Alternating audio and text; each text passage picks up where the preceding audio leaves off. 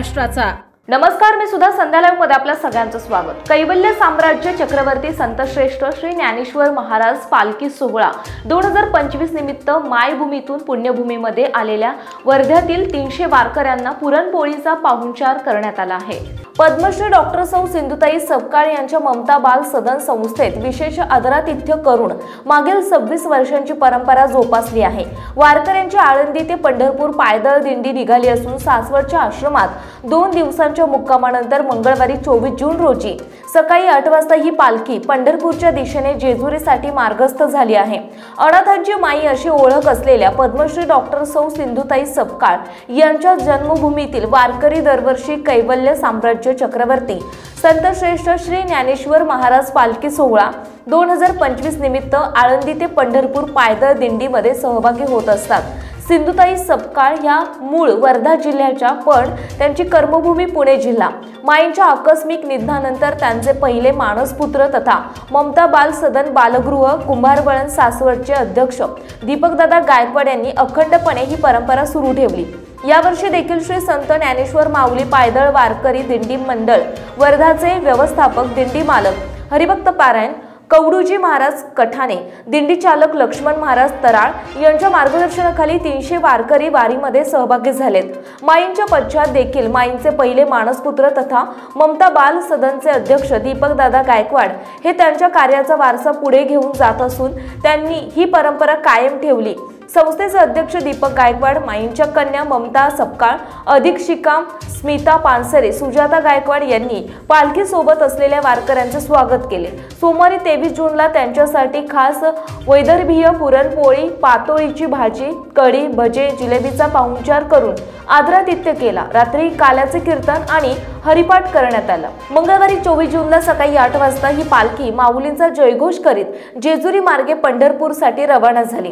यावेळी संस्थेतील सर्व मुली कर्मचारी वृंद मोठ्या संख्येने उपस्थित होते।